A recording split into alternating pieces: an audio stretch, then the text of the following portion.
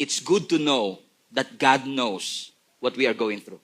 Ibig sabihin, kung ano ba ang pinagdadaanan mo, alam ng Diyos. Alam ng Diyos ang suffering mo. Alam ng Diyos ang poverty mo. Kaya sabi ng Panginoon, don't be afraid. Don't be afraid of what you're about to suffer. Hindi sinabi ng Panginoon, wala nang pagsubok. Hindi sinabi ng Panginoon, wala nang trials. Meron pa rin. Pero huwag ka matakot. Remain faithful even to the point of death. And I will give you the crown of life.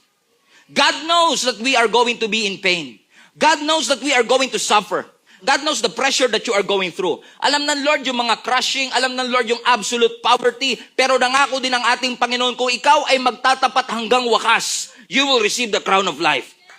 Kasi in the first place, hindi naman sila mahirap dahil pinabayaan sila ng Panginoon. They are poor because they refused to bow down to Caesar.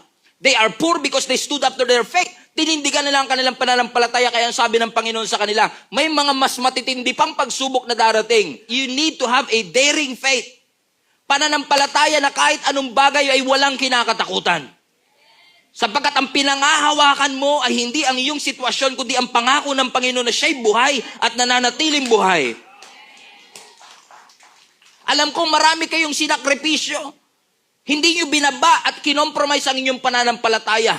Pero kung mananatili kayo hanggang wakas, makakatanggap kayo ng crown of life. Which made me realize, and I want to ask you this question, and I want to say this to you mga kapatid, if following Jesus does not cost you anything, you're not really following Jesus. Let me repeat. Alam ko masakit to pakinggan.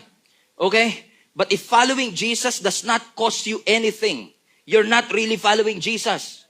If you are too comfortable following Jesus, kung walang challenges in following Jesus, kung walang persecution in following Jesus, you better check your commitment to God, because following Jesus will always cost you anything.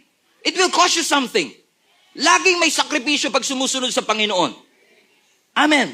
At tayo kapag sinabi natin, magsasuffer ka kapag ikaw ay sumunod sa Panginoon, usually yung suffering, ang interpretation natin, mawawalan tayo ng pera. Magkakasakit yung ating mga mahal sa buhay, magkakaroon ng struggle yung aming negosyo. Pero sa panahon ng mga early church, pag sinabi ng Lord, magsasuffer kayo, ang ibig sabihin nun, pwede kayong mamatay. Pwede kayong makulong. Paparusahan kayo, ipe-persecute kayo, pero ang sabi ni Lord sa kanila, pero kahit naparusahan nila kayo, kahit ikulong nila kayo, maging tapat lang kayo hanggang sa ikamamatay ninyo, even to the point of death, and you will receive the crown of life. Grabe! Grabe yun! Ako lang yata nagagrabihan, pero praise God. Grabe!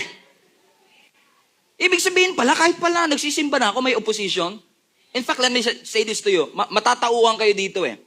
Napansin nyo ba kung kailan kayo nagsabi na magsisimba na kayo every Sunday, doon dumami problema ninyo?